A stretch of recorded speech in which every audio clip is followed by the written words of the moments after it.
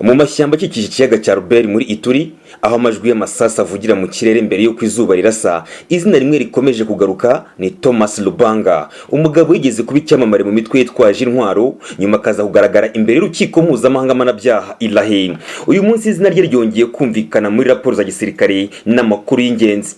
Niki cyamuzanye? Ni gutorora katiwe n'ubutabera mpuzamahanga, yongeye kuvugwa nk'umwe mu bateza umutekano muke muri Repubulika ya Demokarasi ya Kongo. Iri ni isesengura ryihariye kuri Thomas Lubanga, amateka ye, ibirego yarezwe, uburyo azwi mu ntara ya Ituri n'uruhare rwe rushya mu ntambara ziri kuvugwa mu burasirazuba bwa Kongo. Ngo ikaze muri gahunda y'amakuru yacu unyuze kuri AMTV show ndetse na Gasabo News 24. Njya mujye kubana muri gahunda y'amakuru, nitwa Etienne Besa. Ngo ikaze.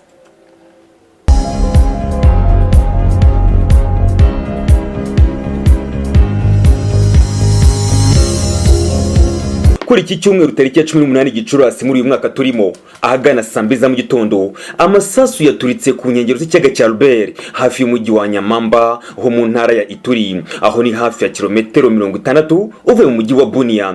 Igisirikare cya Repubulika ya Demokarasi ya Kongo FARDC cyatangaje ko cyongeye kugenzura ako gace nyuma y'iminsi 4 harimo imirwano ikaze.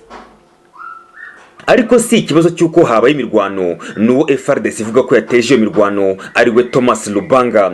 Uyu mugabo ni umwe mu bantu bazwi cyane mu mateka y'intambara mu burasirazuba bwa Kongo, cyane cyane hano muri Ituri, aho amazina y'amoko nk'Abahema, Abalendu yavugaga mu mvugo zishingiye ku bwicanyi, ubusahuzi n'ivangura. Thomas Lubanga, umugabo utemerwa kimwe n'abandi, yavutse mu mwaka w'igihumbi 1960 mu muryango w'Abahema, ubwoko bwakunze kugirana amakimbirane akomeye n'andi moko yo mu ntara ya Ituri. Afite impamyabumenyi mu bya psychology, ariko amateka ye yaje kumujyana mu bikorwa bya politike n'igisirikare.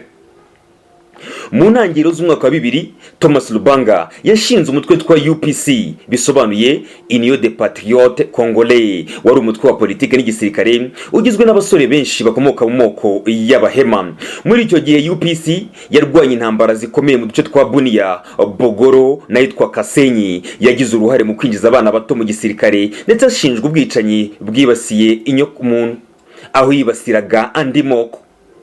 Mu mwaka wa 2006, Thomas Lubanga yarafashwe yoherezwa i La Haye mu Buholande. Urukiko mpuzamahanga mpanabyaha ICC rwamukatiye imyaka 14 gifungo mu mwaka wa 2012 kubera gukoresha abana mu gisirikare, icyaha cy'ubugome gifatwa nk'ikizira ku rwego mpuzamahanga. Ibyatangajwe mu rukiko biratangaje. Abana bari bafite imyaka iri hasi ya 15 bambikwaga impuzankano za gisirikare, bagahabwa intwaro, bagatozwa kwica. Abo bana bamwe barishwe, abandi barakomereka mu buryo bukomeye, abandi bahinduka ibikoresho by'urugomo. Ubuhamya bwatangajwe n'abarokotse ayo mahano ni kimwe mu byagize uruhare mu katira Lubanga. Ahagana mu mwaka wa 2020, nyuma yo kurangiza igifungo cye, Thomas Lubanga yararekuwe. Mu mwaka wa 2020, nyuma yo kurangiza igifungo cye, Thomas Lubanga yararekuwe. Hari abibwiraga ko azajya gutuza narekurwa, abandi bagakeka ko atazigera yongera gusubira mu bikorwa by'intambara na politike. None ayo makenga ashobora kuba agiye kuba impamo. Mu kwezi kwa gatatu muri uyu mwaka turimo, amakuru yaturutse mu bayobozi ba FARDC n'abaturage bo mu ntara ya Ituri yatangiye kugaragaza ko Lubanga yaba ari kwiyubakira umutwe mushya wa politike n'ingabo zishobora kuba zifitanye isano n'uwahoze ari UPC. Hari n'abandi bavuga ko akwana mu ibanga n'abantu bafite inyungu mu guhungabanya umutekano wa Kongo kugira ngo bakomeze gusahura umutungo kamere w'iki gihugu. Muri uku kwezi turimo kwa gatanu tariki 15 muri uyu mwaka wa 2025, imirwano ikomeye yongeye kuvuka mu duce twa Katoto, ahitwa Malabo, n'ahitwa Lopa, n'ahitwa Nyamamba, aha ni muri Ituri. FARDC yagiye ihangana n'inyeshyamba zirangwa n'imyambarire ivangavanze, bamwe bambaye imyenda y'isivile, abandi bambaye impuzankano ya gisirikare, bose bitwaje imbunda zo mu bwoko bwa AK-47. Kuwa gatanu tariki 17 Gicurasi, FARDC yakoze igitero gikomeye ahitwa Ilopa. Abasirikare batangaje ko bamwe mu barwanyi bizo nyeshyamba bihishe mu nsengero no mu mashuri, ibintu byateye abaturage benshi guhunga. Nubwo FARDC imushinja, kugeza ubu nta gihamya gifatika imugaragaza ko arimo gutanga amabwiriza cyangwa se ari kuyobora izi nyeshyamba zagabye ibitero hano muri Ituri. Gusa imiterere y'ibitero, ubugize inyeshyamba ziteguye, byose bituma abantu bakeka ko zaba ziyobowe na bwana Thomas Lubanga. Ituri ni imwe mu ntara zifite umutungo kamere mwinshi, harimo zahabu, coltan n'andi mabuye y'agaciro atandukanye atabarika, ndetse Ituri irangwa n'ikirere cyiza gishobora guteza imbere ubuhinzi. Ariko buri gihe uyu mutungo kamere wa Ituri wabaye isoko y'imvururu aho kugira ngo ube isoko y'amajyambere. Iyo hatabaye intambara z'amoko aha muri Ituri, haba hari inyeshyamba ziturutse hanze cyangwa abarwanyi bashaka kwigarurira ubuyobozi binyuze ku ngufu. Thomas Lubanga ni izina rikomeye mu mateka hano mu ntara ya Ituri. Kuba yongeye kuvugwa mu bikorwa by'urugomo bitanga impamvu yo kwibaza niba yarahindutse koko cyangwa niba yaragarutse mu bikorwa byo gufatanya n'indi mitwe yitwaje intwaro irwanya ubutegetsi bwa Kongo bagamije guhirika ubutegetsi. Ingabo za FARDC bivuga ko zashoboye kugarura ituze muri Nyamamba n'ahitwa Lopa, ariko ikibazo nyamukuru ni umutekano wa Ituri usa nk'utizewe bitewe n'imitwe itabarika irwanya leta Kinshasa ikorera muri aka gace. Kugira ngo abatuye intara ya Ituri batekane, birasaba ko ubuyobozi bwa Kongo bufata icyemezo gikomeye cyo guhashya imitwe yitwaje intwaro yose ikorera muri aka gace ndetse no kunga amoko atandukanye hatuye. Uyu ni umusozo wacu w'iyi nkuru yavugaga ikanasesengura ku bijyanye na Thomas Lubanga nibyo avugaga ku bitero byabereye Ituri. Ese koko abantu barahinduka? Ese ubutabera bwaba bwarakoze inshingano zabwo cyangwa se hari igice cy'amateka kitari cyarangira? Ibibazo nk'ibi ni ingenzi kandi biratwibutsa ko amahoro arambye asaba guhangana n'ukuri. Turabashimiye cyane kuba mwari muri kumwe natwe muri kiganiro. Ibiganiro nk'ibi nakagarukana kuri AM TV show. Shalom.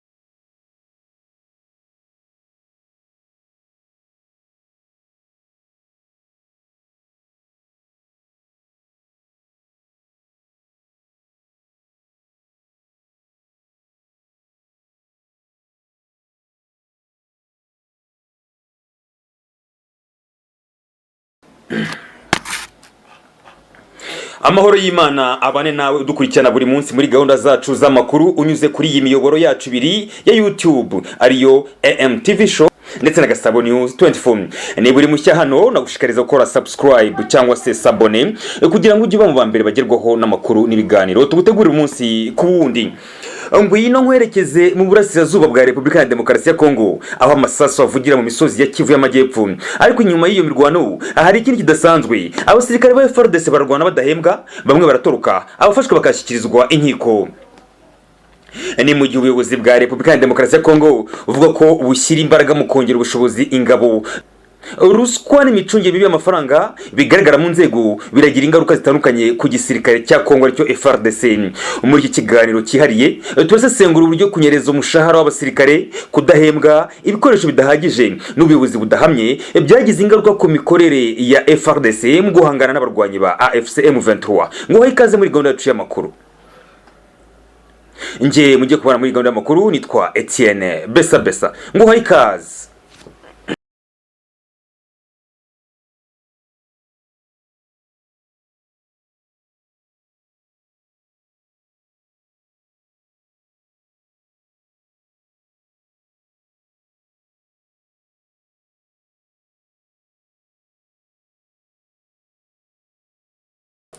Muri uku kwezi kwa gatanu muri uyu mwaka turimo 2025 umuyobozi wa brigade ya 11 y'ingabo za Kongo arizo FARDC yatangaje ko amafaranga yaragenewe kwishyura umushahara w'abasirikare bakora mu majyepfo y'intara ya Kivu aya mafaranga yanyerejwe. Ibi byabaye mu gihe imirwano ikomeje hagati y'ingabo za FARDC zifatanyije na Wazalendo aho barwana na M23 muri Kivu zombi. Kunyereza umushahara w'abasirikare si ikibazo gishya muri FARDC. Raporo zitandukanye zagaragaje ko abasirikare benshi ba FARDC badahemberwa igihe, abandi bagahabwa amafaranga make y'intica n'ikize. Ibi bigatuma bamwe bafata icyemezo cyo gutoroka cyangwa bakifatanya n'inyeshyamba. Urugero rwa hafi ni Colonel Shadrack Paruku wo mu gisirikare cya Kongo FARDC n'abasirikare yarayoboye barenga 100 aba bafashe icyemezo cyo kwifatanya na M23 muri Mutarama muri uyu mwaka turimo. Ibi bibazo by'imicungire mibi y'amafaranga n'ibikoresho by'ingabo byatumye FARDC itsindwa mu mirwano itandukanye. Mu kwezi kwa Mutarama muri uyu mwaka umujyi wa Goma waguye mu maboko ya M23. Abasirikare ba FARDC n'abafatanyabikorwa babo barahunga basiga ibikoresho bya gisirikare mu mihanda itandukanye. Abasirikare barenga 2500 barapfuye muri iyo mirwano. Ibibazo by'imicungire mibi byagaragaye no mu nkiko za gisirikare. Mu kwezi kwa Werurwe muri uyu mwaka abasirikare barenga 300 bagejejwe imbere y'inkiko bazira gutoroka, ubujura n'ibindi byaha byakozwe mu gihe cy'imirwano. Abandi basirikare barenga 260 bakatiwe igihano cy'urupfu. Ubuyobozi bw'ingabo za Kongo arizo FARDC bwagerageje gukora impinduka harimo kongera ingengo y'imari y'igisirikare no guhindura inzego z'ubuyobozi, ariko ibi ntibyahagije gukemura ibibazo by'imicungire mibi n'ubuyobozi budahamye. Abasirikare benshi bagaragaje ko badafite ibikoresho bihagije kandi bagatinda guhembwa. Ibi bituma imbaraga zabo zo kurwana zigabanuka. Mu gihe ingabo za Kongo FARDC bakomeje guhana ibibazo by'imicungire mibi, abarwanyi ba M23 bakomeje kwagura ibikorwa byabo bigarurira uduce twinshi two mu burasirazuba bwa Kongo. Ibi byateye impungenge mu baturage, bamwe bakaba barahisemo guhunga, abandi baguma mu bice byigaruriwe n'inyeshyamba. Imbaraga z'igihugu ziba zishingiye ku ngabo zacyo. Iyi ngabo zidakora neza kubera imicungire mibi, harimo ruswa n'ubuyobozi budahamye, umutekano w'igihugu uburi mu kaga. Repubulika ya Demokarasi ya Kongo ihanganye n'iki kibazo gikomeye aho abasirikare bayo barwana badahembwa, abandi bagatoroka cyangwa bakifatanya n'inyeshyamba. Gusana igisirikare bisaba ubushake bwa politike, kurwanya ruswa no gushyira imbere inyungu z'igihugu. Niba ibyo bidakozwe, umutekano w'igihugu uzakomeza guhungabana. Uyu ni umusozo wacu w'iyi nkuru. Reka ngushimire cyane wari uduteze yombi muri gahunda y'amakuru. Nimba uri mushya hano ntugende koze subscribe kugira ngo tutubana mu makuru yacu ya buri kanya ya buri gihe ndetse n'ibiganiro byacu bitandukanye. Kambashimire cyane muri agaciro gakomeye. Shalom.